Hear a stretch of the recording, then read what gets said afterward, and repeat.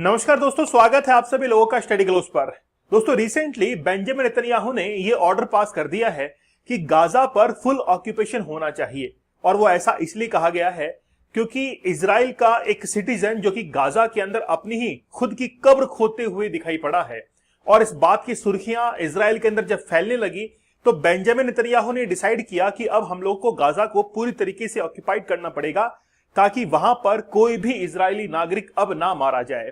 लेकिन आखिरकार इसकी शुरुआत हुई कहां से? क्या बेंजामिन नेतन्याहू ये काम खुद से कर रहे हैं या फिर उनसे ये काम करवाया जा रहा है? क्या इसके पीछे अमेरिका है जो कि आज पीछे रहते हुए अपनी वेपन्स की सप्लाई कर रहा है इजराइल के अंदर? हो सकता है कि कहीं ना कहीं अमेरिका के जो वेपन्स हैं उनकी खरीदारी इजराइल ने कम कर दी हो, तो फिर अमेरिका को यह लगने लगा कि आगे जाकर क्या स्टेप्स हो सकते हैं ताकि हमारे हथियार और बिके इंटरनेशनल मार्केट के अंदर, जैसा कि वो यूक्रेन के अंदर कर रहा है। और वो अब जो है यही पैंतरा अब इजराइल के साथ में करने के लिए जा रहा है। इसका लाइव एग्जांपल रिसेंटली हमने देखा कि जब इजराइल और ईरान के बीच में झड़प हो रही थी तो फिर अमेरिका ने सीधे तौर पर B-2 बॉम्बर भेज दिए ईरान के अंदर और ये कहा कि हम लोग ईरान के सुप्रीम लीडर जो अयातुल्ला खमेनी है इसको हम लोग एलिमिनेट कर देंगे। यही तो था। तो जब इजराइल नहीं कर पा रहा था तो वो काम यूएसए करने को तैयार था। अगर आज इजराइल गाजा पर उसको ऑक्यूपाइड नहीं करता है तो फिर क्या यूएसए करेगा? क्या वाकई में ये चीज पॉसिबल है? चलिए हम लोग उस वीडियो के बारे में बात करेंगे जिसमें एक व्यक्ति जो है वो कब्र खोदते हुए दिखाई दे रहा है और वो इतना कंट्रोवर्शियल कैसे बन गया। ठीक है, तो रिसेंटली आप लोग देख सकते हैं कि न्यूज के अंदर बेंजामिन नेतन्याहू ने एक ऑर्डर पास कर दिया है कि फुल ऑक्यूपाइड कर लेना है गाजा को अब आगे आने वाले समय के अंदर। लेकिन ऐसा हुआ क्या है? देखिए, ये आप लोगों को एक म्यूजिक फेस्टिवल दिखाई पड़ रहा है। ये डेट है 7 अक्टूबर 2024 की। ठीक है, लगभग एक साल जो है वो बीत चुका है। 7 अक्टूबर 2024 को नोवा म्यूजिक फेस्टिवल आयोजित करवाया गया था। अब ये था इजराइल के अंदर, बड़ा ही अच्छे से ये हो रहा था। अचानक क्या होता है, हमास के लड़ाके वहां पर अटैक करना शुरू करते हैं और हमास के लड़ाके पैराशूट के माध्यम से वहां पे आते हैं क्योंकि गाजा और इजराइल के बीच में जो फेंसिंग की हुई है वो इलेक्ट्रिक फेंसिंग है। अगर वहां पर कोई टच करता है तो इलेक्ट्रिक शॉक लगेगा। लेकिन उन्होंने पैराशूट्स का इस्तेमाल किया और पैराशूट्स का इस्तेमाल करके यहां पर फायरिंग करना शुरू कर दिया। उसके बाद का दृश्य आप लोग देख सकते हैं कि वहां पर भगदड़ मची और यहां तक कि 251 लोगों को किडनैप कर लिया गया, हमास के द्वारा उठाकर ले जाया गया। अब उनमें से ये रिपोर्ट है कि 251 में से 49 जो लोग हैं वो अभी भी गाजा के पास मतलब हमास के पास में हैं। और ये भी आ रहा है कि उनमें से 49 में से 27 लोग भी मारे जा चुके हैं। ठीक है, तो नोवा म्यूजिक फेस्टिवल पर जब अटैक हुआ उसके बाद की कुछ इस प्रकार से दृश्य हैं। देखिए किस तरीके से अपनों को खोने की गम में लोग वहां पर बैठे हुए हैं। किस तरीके से लोगों ने अपने ही परिवार के, किसी ने भाई खोया, किसी ने अपने बच्चों को खोया, किसी ने अपनी बहन को खोया। इसीलिए वहां पर इजराइल के अंदर वो लोग बड़ा ही जो है वो नाखुश हैं इस चीज को लेकर। आप लोग देख सकते हैं कि ये है गाजा स्ट्रिप इस तरफ, और गाजा स्ट्रिप और इजराइल के बीच में एक इलेक्ट्रिक फेंसिंग की हुई है। इसके पास में ही यहां पर कुछ किलोमीटर दूर एक नोवा म्यूजिक फेस्टिवल आयोजित हो रहा था 7 अक्टूबर के दिन। और 7 अक्टूबर को यहीं पर जो है हमास के द्वारा अटैक किया जाता है। लेकिन बात यह है, इसके रिटालिएट के अंदर इजराइल ने क्या किया? तो इजराइल ने वहां पर यह किया, इजराइल ने इतना जबरदस्त अटैक किया कि वहां पर जो बच्चे हैं वो भूख से मर रहे हैं। ये बात यूनाइटेड नेशंस के पास में पहुंची, लेकिन यूनाइटेड नेशंस के पास में पहुंचने के बाद भी कुछ नहीं हो पाया। पैलेस्टाइन के जो प्रेसिडेंट हैं उन्होंने भी गाजा के अंदर, मैंने जो है वो आपको एक वीडियो भी कई बार दिखाया है जहां पर पैलेस्टाइन के जो हेड ऑफ स्टेट हैं उन्होंने यूनाइटेड स्टेट्स के अंदर कई बार जाके जो है वो रोना भी रो दिया है वहां पर जाकर, लेकिन कुछ भी नहीं हुआ। तो वहां के लोग जो है वो सड़कों पर हैं और खाना कुछ भी नहीं है। पूरी तरीके से बिल्डिंगें जो है वो तहस नहस हो चुकी है, पूरा इंफ्रास्ट्रक्चर वहां पर खत्म हो चुका है। तो हालात आप लोग देख सकते हैं कि इजराइल ने इतना जबरदस्त अटैक किया कि वहां पर जितना भी इंफ्रास्ट्रक्चर था वो पूरी तरीके से तबाह हो चुका है। अब बात यह है कि आखिरकार इसके पीछे कौन है? सबसे पहली बात है, इसके पीछे है यूएसए। यूएसए आज ये चाहता है कि वो पूरे विश्व का सुप्रीम लीडर बन जाए। अच्छा, यूएसए भारत से किस बात को लेकर नाराज है? कई बार आपने क्या सोचा है इस बात को लेकर? आपको पता है शेख हसीना भारत के अंदर है और आज उस शेख हसीना को भारत में आए हुए लगभग एक साल बीत चुका है। बीत गया एक साल। तो एक साल बीतने पर आप देखिए कि शेख हसीना के आने से ही अमेरिका नाराज हुआ। अमेरिका को यह लगने लगा कि यार जिस समय दलाई लामा को शरण दी गई थी उस समय भारत ने उनको धर्मशाला के अंदर शरण दी, चाइना नाराज हुआ और 1962 का वॉर हुआ। अब जो है बांग्लादेश की प्रधानमंत्री को भारत में शरण दी गई, और वो शरण क्यों दी गई थी, इसके पीछे का जो है बैकग्राउंड हिस्ट्री क्या थी। अमेरिका ने बांग्लादेश से एक आइलैंड डिमांड की थी और अमेरिका ने कहा था कि हम लोग वहां पर अपना नेवल बेस एस्टेब्लिश करेंगे, वहां पर अपनी एयरफोर्स को एस्टेब्लिश करेंगे ताकि वहां पर हमारी प्रेजेंस रहे बे ऑफ बंगाल के अंदर। अब बे ऑफ बंगाल जो कि इंडियन टेरिटरी में भी आता है, अब शेख हसीना ने इनकार कर दिया कि यार ये तो हमारा एक इंटरनेशनल थ्रेट हो जाएगा कि हमारी ही टेरिटरी में आकर कोई दूसरा जो देश है वो यहां पर अपना नेवल बेस क्रिएट कर रहा है। तो शेख हसीना ने इनकार कर दिया। अब यूएसए ने क्या किया, सोची समझी रणनीति के तहत बांग्लादेश के अंदर तख्ता पलट करवाया और यूनुस खान जो कि आज अमेरिका का पपेट है, अमेरिका के द्वारा नोबेल प्राइज वो जीत चुका है, और उसको बांग्लादेश का प्रधानमंत्री बना दिया। अब इस बात से बड़ा नाखुश था अमेरिका कि आखिरकार शेख हसीना को भारत में शरण क्यों दी गई। इसीलिए आज वो पाकिस्तान के साथ में अपने जो है सुर मिला रहा है, पाकिस्तान को कह रहा है कि हम तुमको पूरा वेपन्स देंगे और भारत के खिलाफ तुमको खड़ा करेंगे, और भारत को खिलाफ खड़ा करने के अंदर हम तुम्हारी इकोनॉमी को बढ़ाएंगे। तो पाकिस्तान ने पूछा भाई अमेरिका हमारी इकोनॉमी को कैसे बढ़ाएगा, तो अमेरिका ने कहा कि हम तुम्हारे ऑयल रिजर्व्स को और एनरिच कर देंगे, तुम्हारे मिनरल्स जो है उनको और ज्यादा हम लोग माइनिंग करेंगे। लेकिन इसी के वापस अगेंस्ट के अंदर जो मीर खान है और बलूचिस्तान के लीडर, उन्होंने क्या कहा कि हम ऐसा नहीं होने देंगे, अमेरिका के साथ में पाकिस्तान की डील नहीं होने देंगे, क्योंकि वो जो मिनरल्स हैं वो तो बलूचिस्तान के अंदर है, तो हम लोग एक्सप्लॉयटेशन नहीं होने देंगे वहां पर। ठीक है, चलिए बात तो ये थी। अब यूएसए जो है वो क्या कर रहा है, इजराइल का इस्तेमाल कर रहा है कि इजराइल का इस्तेमाल करते हुए वो आज किस पर अटैक कर रहा है, गाजा के ऊपर, क्योंकि वहां पर अपनी हथियारों की खपत करना चाहता है। अब ये गाजा स्ट्रिप पूरी की पूरी ये है, ठीक है, ये 10 किलोमीटर का एरिया है यहां पर। ठीक है, अब इसमें देखिए ये 41 किलोमीटर है, 41 किलोमीटर यहां पर मेडिटेरियन सी है, और मेडिटेरियन सी की जो सीमा है वो यहां पर टच करती है।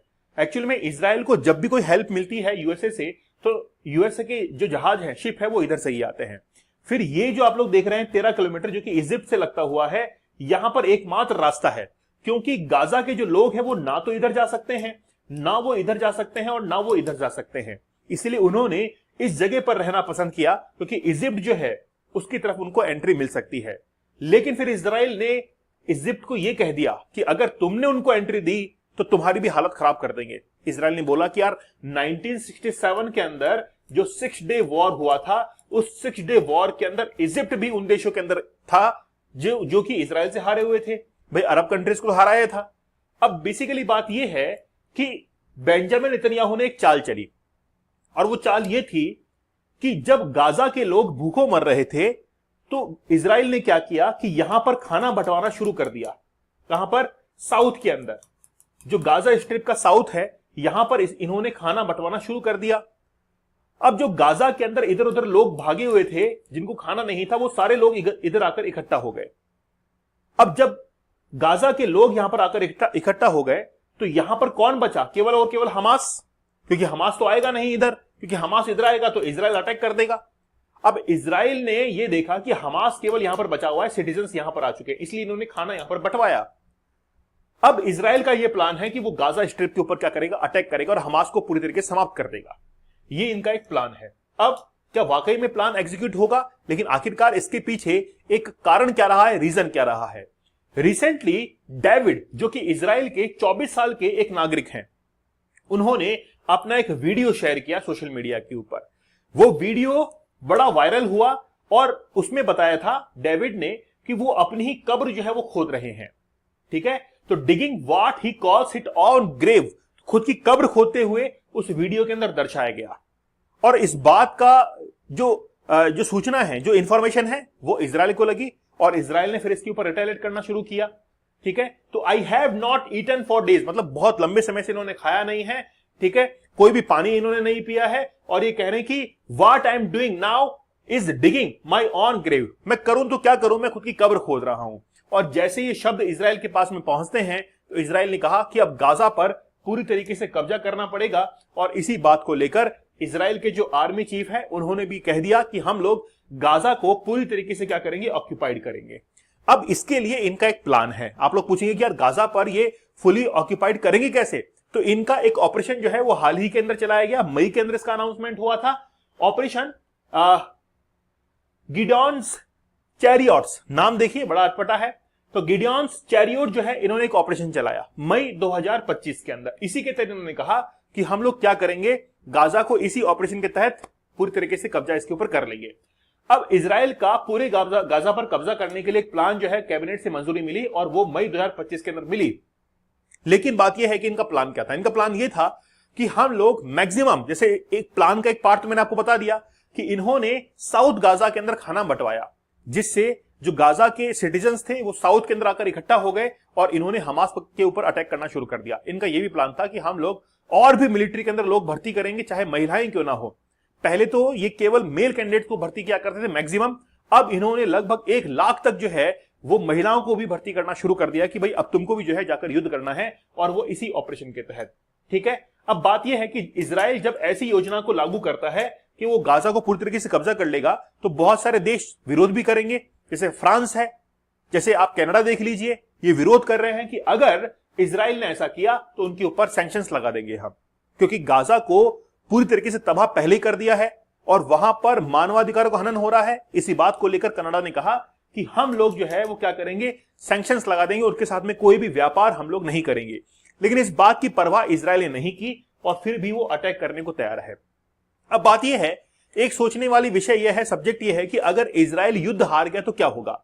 तो हम लोग दोनों पक्षों को देखते हैं। इजराइल अगर युद्ध जीतता है तो कहीं ना कहीं जो हिंसा है वो खत्म होगी और इजराइल का एक वापस से वर्चस्व जो है उस एरिया के अंदर स्थापित हो जाएगा। ठीक है, अगर इजराइल युद्ध हार जाता है तो इसका प्रभाव यह पड़ेगा कि हमास जैसे जो रीजनल ग्रुप्स हैं वो और सिर चढ़कर आएंगे। साथ ही में जो मुस्लिम कंट्रीज हैं उनको भी, जो कि मतलब बेसिकली मुस्लिम कंट्रीज की मैं बात इसलिए कर रहा हूं क्योंकि जो गल्फ कंट्रीज है वहां पर ऐसे कई सारे, जैसे हमास देख लीजिए आप लोग, होती विद्रोही आप लोग देख लीजिए, है ना, हिजबुल्लाह देख लीजिए, वो इन एरियाज के अंदर ज्यादा एक्टिव है, तो उनको और बढ़ावा जो है वो मिलेगा।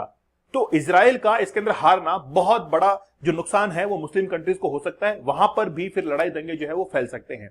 इसीलिए आज इस युद्ध के अंदर किसकी जीत होगी, किसकी हार होगी, तो अगर किसी की हार होती है तो फिर किसी ना किसी का फायदा और किसी ना किसी का नुकसान जरूर होगा। खासतौर पर अमेरिका जो है वो दोनों तरफ से अपना फायदा उठाने की कोशिश करेगा। दोस्तों, आप लोग हमारे डीप वर्क के कोर्स के साथ में जरूर जुड़िए। द पावर ऑफ फोकस बड़ा जबरदस्त कोर्स है और डेली 9 बजे लाइव सेशन चल रहा है।